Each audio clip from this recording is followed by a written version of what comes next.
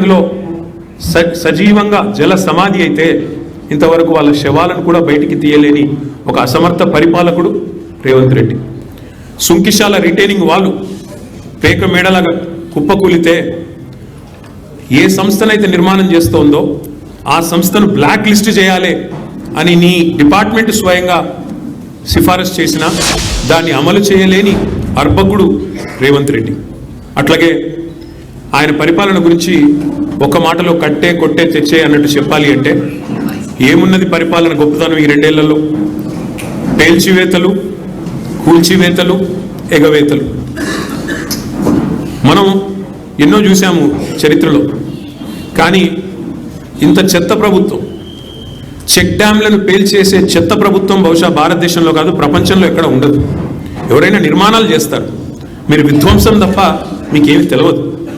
పేల్చివేతలు ఎట్లా అయితే మేడిగడ్డను బాంబులతో పేల్చారో అట్లాగే ఇవాళ చెక్ డ్యాములు పటాకాలు పేల్చినట్టు పేలుస్తూ ఉన్నది కాంగ్రెస్ నాయకత్వం, దానికి వంతపాడుతున్నది ఈ దిక్కుమాలిన ప్రభుత్వం.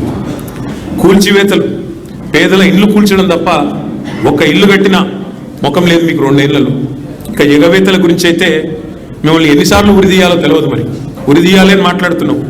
నీ రాహుల్ గాంధీని ఉరిదీయాలి. ఎక్కడ?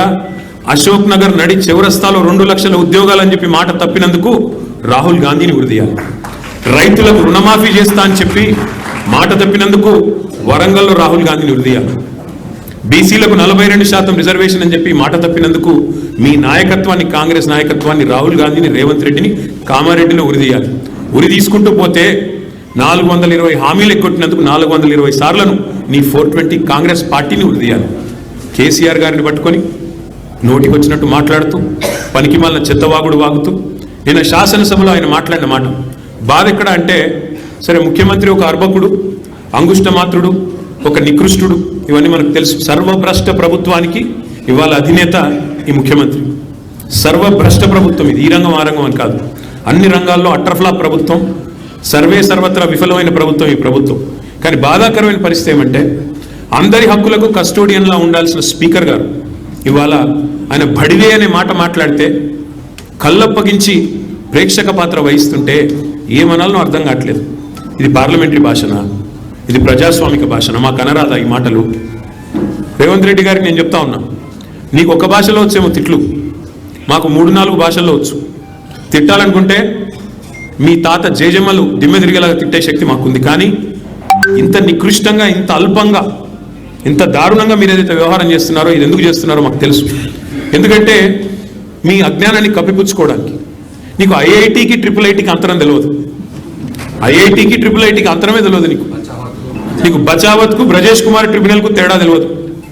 నీకు అసలు కృష్ణా బేసిన్ ఏందో, గోదావరి బేసిన్ ఏందో తెలియదు. నీకు అసలు తెలంగాణకి ఏం కావాలో తెలియదు.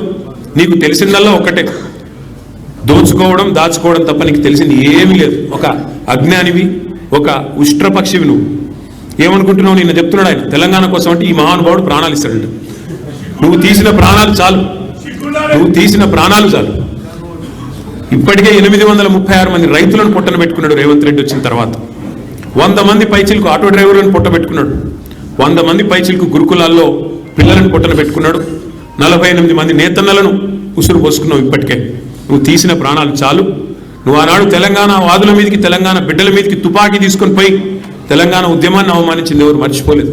ఇవాళ ఏదో పేమెంట్ కోటాలో అదృష్టం బాగుండి అడ్డిమారి గుడ్డి దెబ్బలో ముఖ్యమంత్రి అయినావు రేవంత్ రెడ్డి. నీ వాగుడు, నీ అల్పబుద్ధి ప్రపంచం మొత్తం చూస్తూ ఉంది. ఒకటి మాత్రం వాస్తవం, నీలాంటి వ్యక్తుల వికృతమైన మాటలతో కేసీఆర్ గారి స్థాయిని మీరు తగ్గించలేరు. మీరు ఎవరేమనుకున్నా సరే, నీ కాంగ్రెస్ పార్టీ నాయకత్వం ఏమనుకున్నా సరే నువ్వు తగ్గించలేవు. ఇవాళ నదీ జలాల్లో తెలంగాణకు అన్యాయం జరిగింది దశాబ్దాల కంటే. నిన్న ముఖ్యమంత్రి గారు ఒక మాట చెప్పారు, మాట్లాడుతూ అన్యాపదేశంగా చెప్పినాడు. అప్పుడెప్పుడో నిజాం బాగు చేసిపోతే ఆ తర్వాత వచ్చిన వాళ్ళందరూ నాశనం చేసినారన్నాడు. తర్వాత వచ్చింది ఎవరు? 65 ఏళ్ళు కాంగ్రెస్, 17 ఏళ్ళు నీ పాత బాసు చంద్రబాబు నాయుడు నాయకత్వంలో నడిచిన టీడీపీ ప్రభుత్వమే కదా. కాంగ్రెస్ టీడీపీ కదా, దొందే అన్నట్టు ఈ రాష్ట్రాన్ని 2014 దాకా నిరాటంకంగా పరిపాలించింది. మరి నిన్న మీరు ఏ నిందారోపణలు అయితే చేశారో ఖచ్చితంగా దాని బాధ్యత, దాని యొక్క ద్రోహం ఏదైతే జరిగిందో తెలంగాణకు, దానికి పరిపూర్ణమైన బాధ్యత కాంగ్రెస్ పార్టీ వహించాలని చెబుతూ, మరి ఈరోజు వాస్తవాలను చెప్పడానికి. నీళ్లలో తెలంగాణకు జరిగిన ద్రోహాన్ని మరి ఏ రకంగా కేసీఆర్ గారు సరిదిద్దే ప్రయత్నం చేశారో ఇవన్నీ మా శాసనసభాపక్ష ఉపనాయకులు, మాజీ ఇరిగేషన్ మంత్రి, సీనియర్ నాయకులు, సిద్దిపేట శాసనసభ్యులు హరీష్ రావు గారు వివరిస్తారు. వారిని రావాలని, ప్రసంగించాలని వారిని